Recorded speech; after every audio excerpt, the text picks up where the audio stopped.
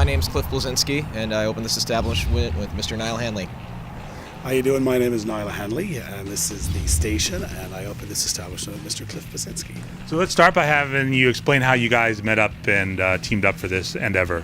I've known Niall for something like 8, 9, 10 years now. I met him about my mid-20s when I first started going to the Hibernian on Glenwood, and it took me a good 3 to 4 years to actually get to know the man behind the curtain. And after that, we became really good friends. He was a groomsman at my wedding, and we just became really good friends. And he never approached me about anything business-related for years until last year. He's like, "Hey, there's a window here for something pretty cool that could happen." That's it. Can you talk a little about your background in the restaurant business? Well, sure. years? Well, I've been in, good God, I suppose if you were to ask me how long I've been in the restaurant business, I would say 30-odd years. I was 10 years old pulling my first pint of Guinness back in Ireland, as they say, I'm in Raleigh for about, Hibernian will be open 14 years this year, so it's pretty cool, long term. I remember seeing Cliff come into the pub, and Jerry McDermott, my manager, actually talking about this guy who was a gamer. I was going, "What's a gamer?" Thought he was being derogatory to the guy. But anyway, turns out that we started talking, and I'm actually a bit of a techie myself. So went from there, and we struck up a relationship for years and years and years, and opportunity arose, and we're here. Now, this actual location has some history here in Raleigh. Can you guys talk a little about the background of the station? You know more about it than I. Yeah, sure. I mean, prior to this, it was a gluten-free or allergy-free restaurant per se, or actual shop that sold stuff like that. They weren't actually full-service sit-down. Being here for a while, a lovely lady owned it before me. The opportunity came up where I was looking in the area.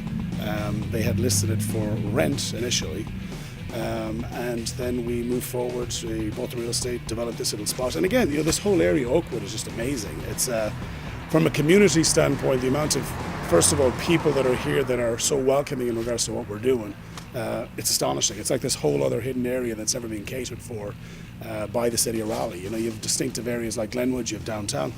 I see this becoming the next cool little area, and I think that the residents are very selective about what they're happy about and what they're not happy about. But it's a great area. People couldn't be more welcoming, and it's a joy to be here.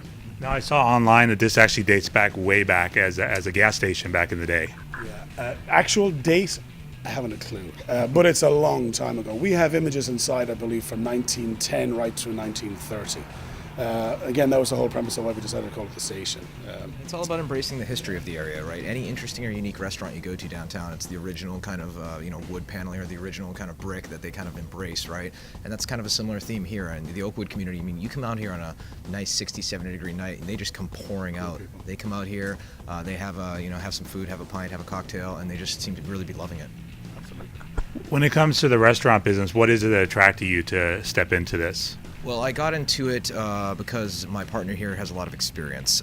Sometimes when people open restaurants, it's a husband and wife. We like to cook. We don't own the real estate. We talked to Niall and I discussed it. Let's own the real estate and let's partner with somebody here who has 30 years of experience doing this. Make sure the food's good. Make sure it's a really cozy spot. Make sure we cater to the local neighborhood, and then make it a destination as well. So people who don't want the bustle of the Fayetteville Street might come out here for a cozier experience. When it comes to the actual food, can you talk a little about what the inspiration is from that perspective? Sure. I would consider what you would call rustic American food. I mean, we're not trying to be anything over the top, but it's honest food, it's fresh food, it's local food, and it's just done very honestly and with a bit of love. I mean, the big thing, you go to a lot of places now, and again, it's changing. Raleigh, the whole triangle is an area, some very, very, very strong restaurant concepts. The whole concept of the station is to be a good neighborhood restaurant and bar. We want to cater to the customer that comes in. We change our specials weekly.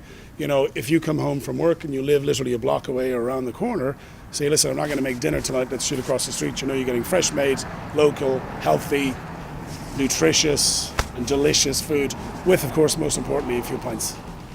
It's comfort food, man. That's really what it is. You get a cold night like tonight, you go inside, warm up, sit outside here by the fire. You get a nice night, this patio is going to be, people love outdoor seating in Raleigh. Half of our seating is outdoors, so when we get those random days in October, November, December where it's 65, people just want to be outside and enjoy the weather.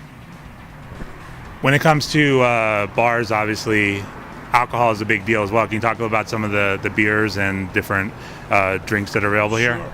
They're all really good. Local drafts.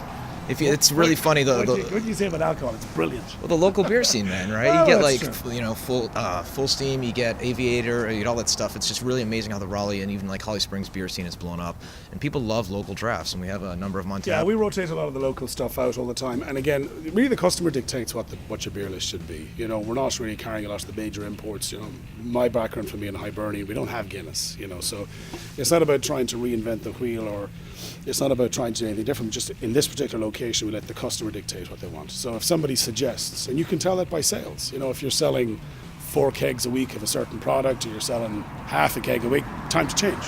And then just listen to customer feedback. But we're trying to stay local. We're trying to be conscious of that, you know, we're utilizing local product from the area, and that includes our beer.